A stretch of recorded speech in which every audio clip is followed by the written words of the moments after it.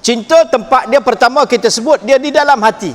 Dibuktikan dengan lidah dan dibuktikan dengan perbuatan kita. Perbuatan kita ittiba'ur rasul. Kita mengikut Nabi sallallahu alaihi wasallam. Mencontohi Nabi. Agama ni ittiba' adalah ikut Nabi. Dia tak soal banyak dah. Tak pasal apa buat lagu ni? Tak, saya nak ikut Nabi. Nanti ada orang gelisah tengok orang ikut Nabi. Pasal apa dia ni? Kan? Pasal apa nak orang yang tak ada dalam hati dia cinta, dia rasa heran tengok orang yang ikut orang yang cinta pada seorang tu. Dah pasal apalah kan? Contoh kan? Kasut Nabi nak bebos tang kepala pasal apa? Contoh kan? Bukan suruh, saya pun bukan golongan yang sampai ke tahap lagu tu. Benda tu, lakaran tu pun diperbincangkan oleh para ulama, ulama muhaddis seumpama Syekh Ashraf Ali Tadawi ada melakarkan lakaran tu, dan ada di kalangan ulama hadis sufi yang agak menentang tentang perkara tu. Tak baik kita ala kulli hal. Kenapa orang macam ni pun dia nak letak ukiran tu? Apa sebab dia? Ini semua mahabbah, cinta. Saya tak setuju, tak suka tak ada masalah. Nak lukis gambar apa lain tentang kepala, lukis bila. Tapi kadang-kadang dia menjadi masalah kepada orang yang lain pula jadi masalah.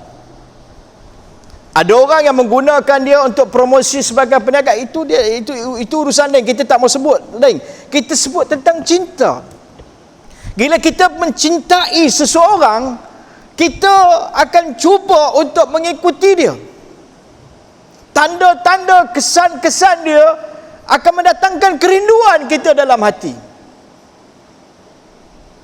Dapat tahu tentang kata jubah Nabi sallallahu alaihi wasallam. Dia rasa teringin nak jumpa Nabi sallallahu alaihi wasallam, nak tengok jubah baginda Nabi sallallahu alaihi wasallam. Ini tanda mahabbah, kerinduan di dalam hati. Tapi bila tak ada kadang-kadang dalam hati kita, kan, dia jadi kekeliruan. Agama ni ittiba'. Ada orang yang dia buat semata-mata kerana Nabi buat.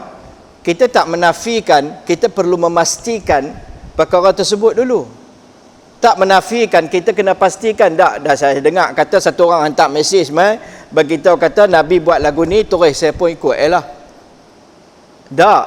Bukankah kita kata lagu tu, pukul rata lagu tu. Kita kena pastikan betul ke sumber tu, betul ke Nabi buat lagu tu. Hadis dan riwayat tersebut sama ada hasan ataupun hadis tu sekadar dhaif, untuk fadail boleh diamalkan. Sumber tu kita kena pastikan dulu.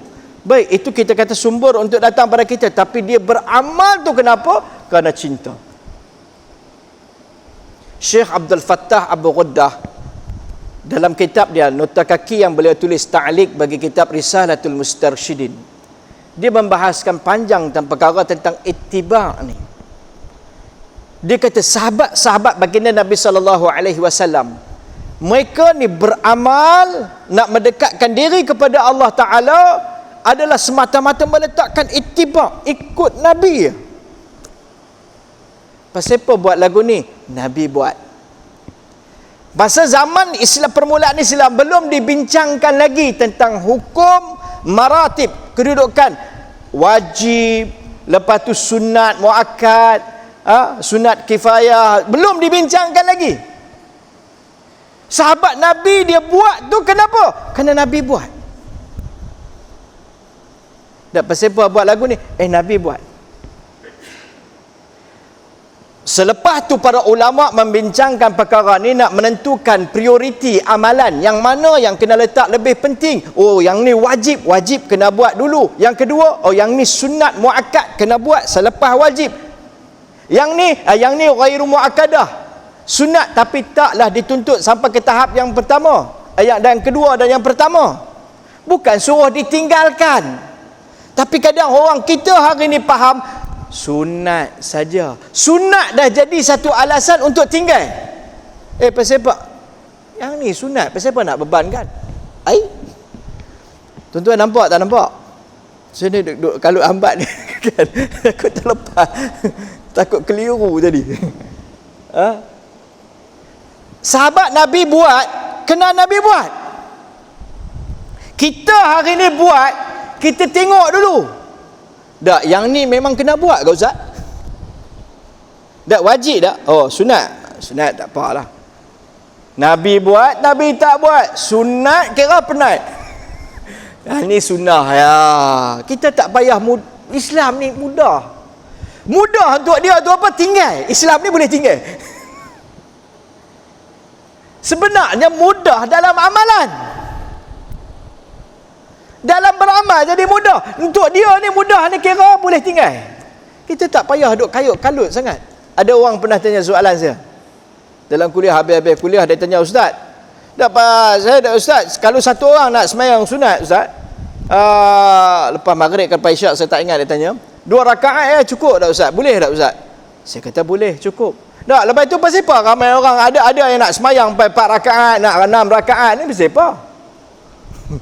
Saya pun kata di antara soalan-soalan yang boleh katakan legend lah.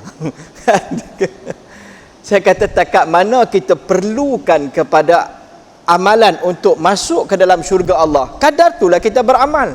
Kita rasa kita dah cukup kaya, amalan kita dah kira memang Allah terima, sembahyang jemaah kita memang perfect, tak ingat mana, ingat Allah, nampak Allah, tak ada masalah, tak perlu pun tak apa.